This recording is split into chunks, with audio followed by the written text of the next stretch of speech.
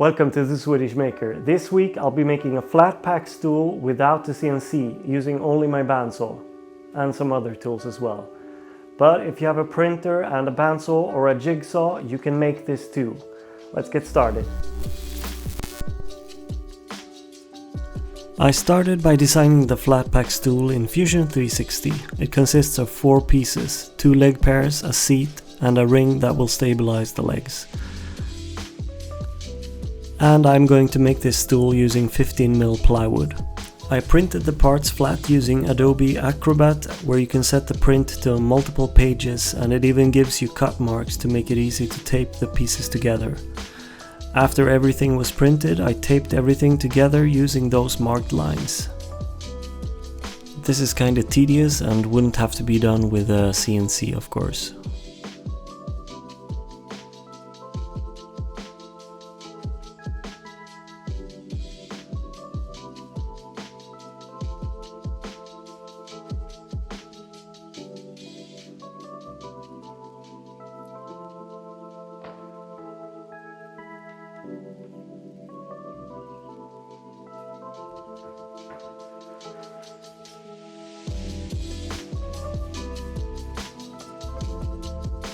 I roughly cut out the pieces using a jigsaw, and then I could go ahead and spray glue the paper to the plywood and cut along the lines on the bandsaw.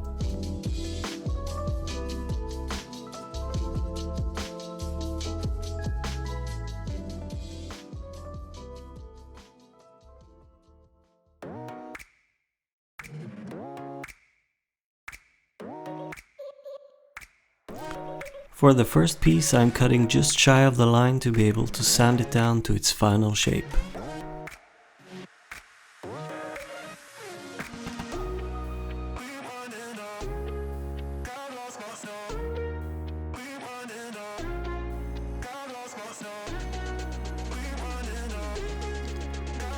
For the second leg piece, I taped it to the first leg and used a flush trim bit with my router. That way I know the legs are the same size. You don't need to do it like this, but since I had it, I decided to use it.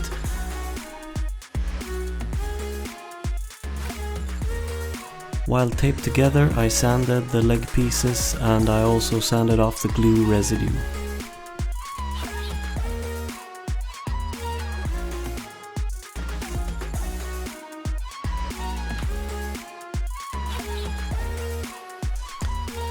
For the seat and for the ring, I used the circle cutting jig I had made for a previous project where I made a ceiling light.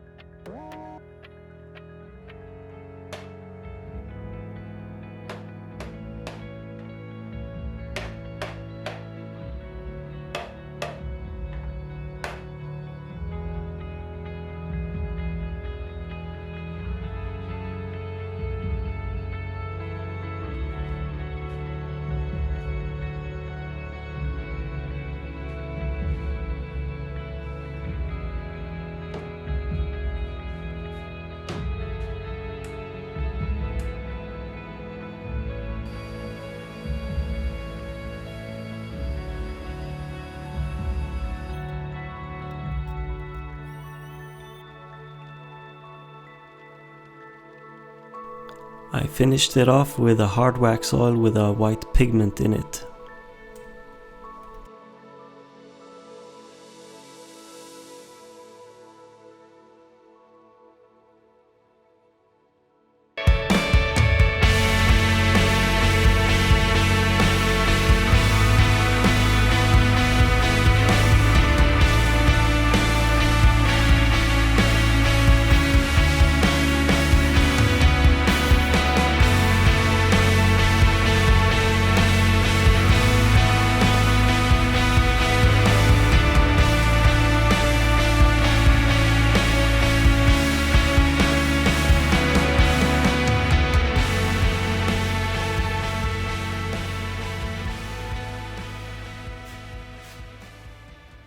Before you say it, I know it's hardly comparable, as CNC and a bandsaw are two different things.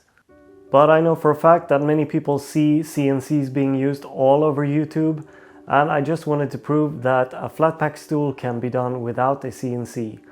Many people use their CNCs for precision, and granted, they are absolutely very precise. But you can be with a ruler and half a brain as well. Now, I missed out on the brain part because I wasn't patient enough and some of the pieces don't fit perfectly.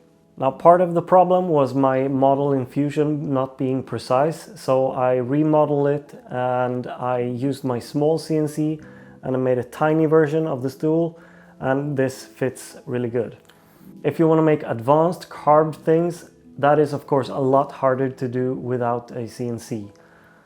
For that you would need a lot of skill and a lot of patience. But when it comes to cutting out things, you can of course use a bandsaw or a jigsaw, and if you want to repeat the pattern, you can use a router with a trim bit. So one of the things I noticed was wrong with my model in Fusion was that I didn't add any clearance between the parts that would go together. So I added the clearance later when I made this tiny version of the stool as well. So because I didn't have the clearance when I made the stool, I had to sand the seat too much, and I actually reached the second layer of the plywood, which doesn't look very good. So if I were to make a second version, I would add a little more height to the leg pieces coming through the seat so that they would stick up a little bit more, and then I could just cut them off or sand them down without sanding the seat too much. All in all, you can actually make really advanced things with simple tools. All you need is precision and patience. And I really enjoyed this project. It was a lot of fun. I think I might make some more stools so that we can have them in the kitchen. Alright, that's it for this week. I hope you enjoyed it. Please subscribe if you haven't and hit the thumbs up. Oh, and next week I hope I will be able to make a giveaway. The first giveaway. Stay tuned. Bye.